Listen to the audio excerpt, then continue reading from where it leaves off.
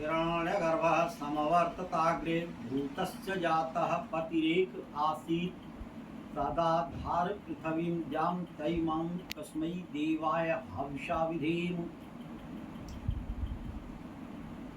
वेद कथा के क्रम में आज बताना चाहेंगे भजन कीर्तन आरती क्या है। के लोगों में आज के प्रचलन में भजन कीर्तन आरती के सही स्वरूप से लोग अलग जा रहे हैं। आइए बताते हैं भजन क्या है। भजन भज शब्द से है, इसका अर्थ है भजना। ईश्वर एक है, वो क्या है? ओम। और वैसे तो ईश्वर के पर्यायवाची शब्द बहुत से हैं, लेकिन उनमें एक गुण को लेकर के है। जैसे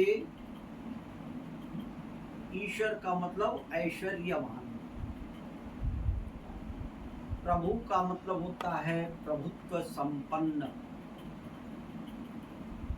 तो इस तरह से जितने पर्यायवाची शब्द हैं उनका अर्थ एक है, उनका गुण एक है। लेकिन ओम शब्द पर ओम जो है ये ईश्वर का मुख्य नाम है, जिसमें ईश्वर की जितनी पर्यायवाची शब्द हैं उन सबके गुणों का समावेश हो जाता है।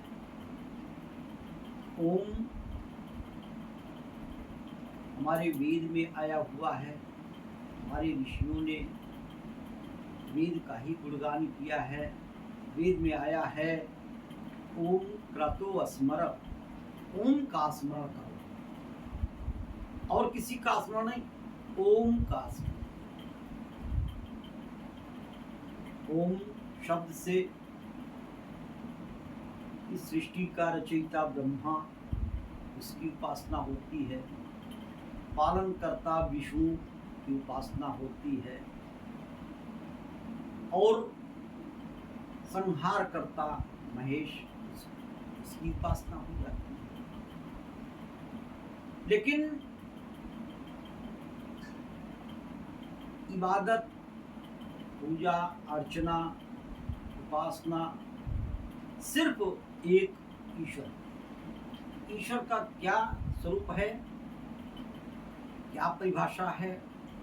ईश्वर सच्चिदानंद स्वरूप, निराकार, सर्वशक्तिमान, न्यायकारी, दयालु, अजन्मा, अनंत, सर्वाधार, सर्वेश्वर, सर्वव्यापक, सर्वंतर्यामी, अजर, अमर, अभय और नित्य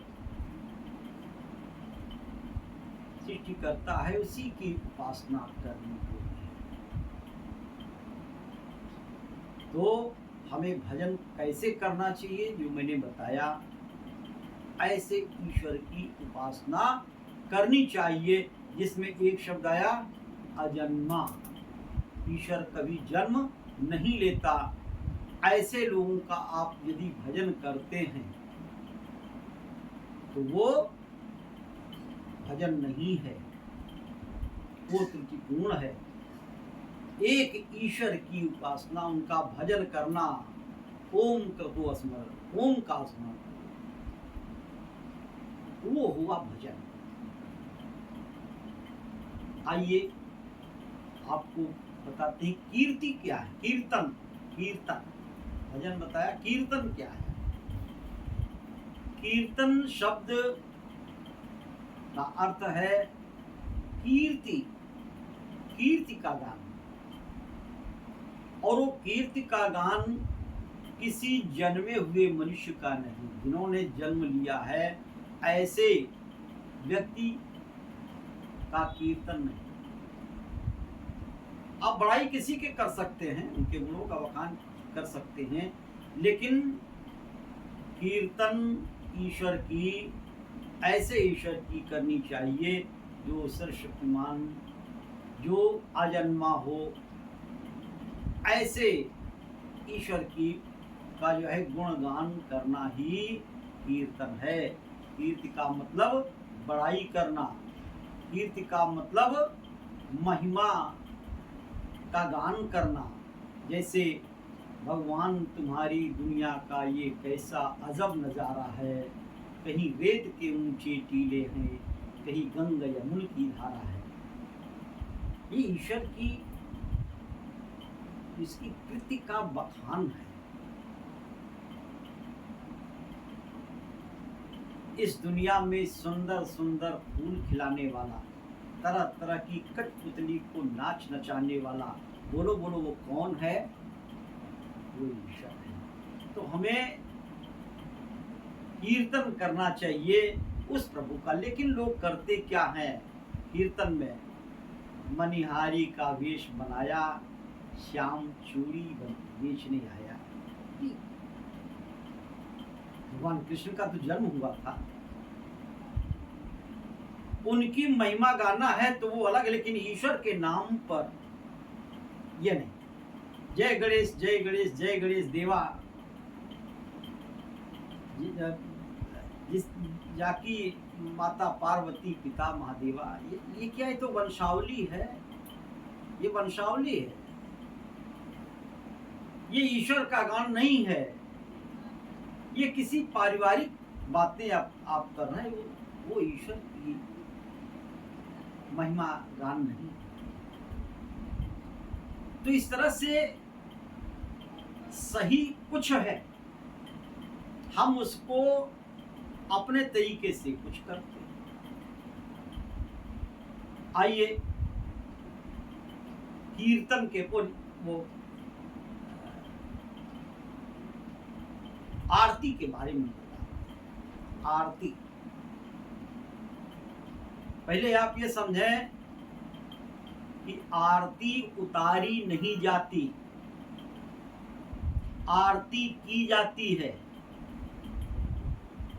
आज लोग क्या करते हैं, पूजा पाठ किए, उसके बाद जो है मूर्ति रख करके उनकी आरती उतारी। आरती उतारी नहीं जाती, आरती की जाती है। किसकी की जाती है?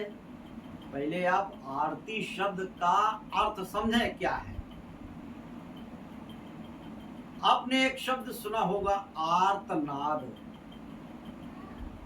नाद एक अभिव्यक्ति है, एक आवाज है।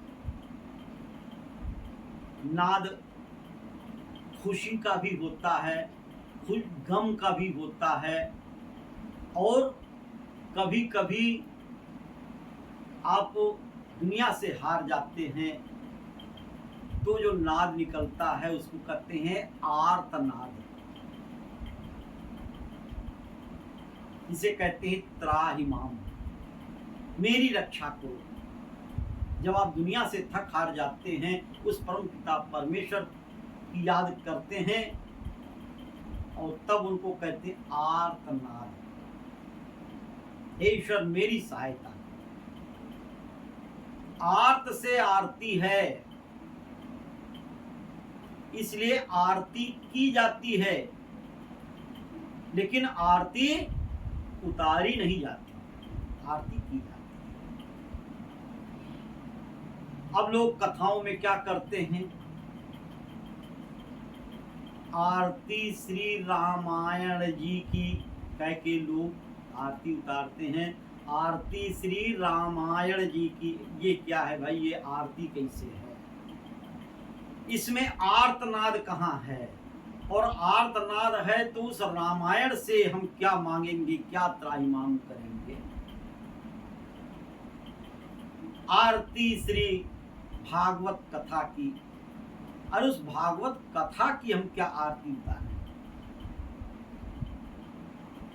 हम असहाय हो जाते हैं तो मैं ईश्वर की शरण में हम जाते हैं, हम उनसे हम रक्षा की भीख मांगते हैं। आरती का गीत बड़े प्रेम से लोग गाते हैं। वो क्या है? ओम जय जगदीश हरे, स्वामी जय जगदीश हरे, भक्त जनों के संकट क्षण में दूर करे, ओम जय जगदीश हरे। लेकिन ये आरती का प्रयोग कहाँ किया जाता है, किसके सामने किया जाता है, जरा ये भी समझे। उसी आरती में एक लाइन है, तुम हो एक अगोचर सबके प्राणपति, किस विध मिलूं दया मैं, दीजे मुझे सुन। तुम हो एक अगोचर, अगोचर जो दृष्टि में न आवे, जो दिखाई न पड़े, उसको अगोचर कहते हैं, जो दिखाई न पड़े। और वो आरती उतारी किसके सामने जाती है, ईश्वर की मूर्ति रख करके उसके सामने ऐसे ऐसे आरती उतारी। जब वो अगोचर है, नॉन विजिबल है,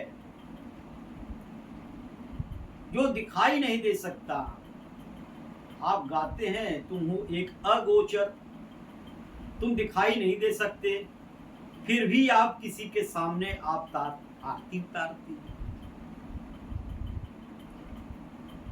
तो आर्तनाद का मतलब है त्राहिमाम। दुनिया से थक जाने के बाद, हार जाने के बाद, इस संसार से हार जाने के बाद ईश्वर की शरण में अपने कष्ट को लेकर हम पहुंचते हैं, त्राहिमाम के भाव से पहुंचते हैं, वो है आरती। निर्बल के श्वास पुकार रहे, जगदीश हरे जगदीश हरे, ये सब आरती है।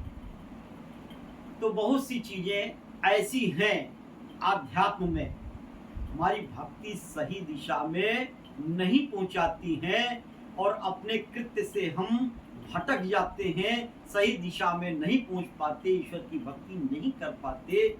इसीलिए ये विचार हमने दिया कि भजन क्या है, कीर्तन क्या है, आरती क्या है। आशा है आप लोग इस बारे में विचार करेंगे, समझने का प्रयत्न करेंगे, ईश्वर की भक्ति कैसे की जाती है, आरती कैसे की जाती है और कीर्तन कैसे किया जाता है। इसी के साथ अपनी वाणी को विराम देता हूँ। इत्योम शम।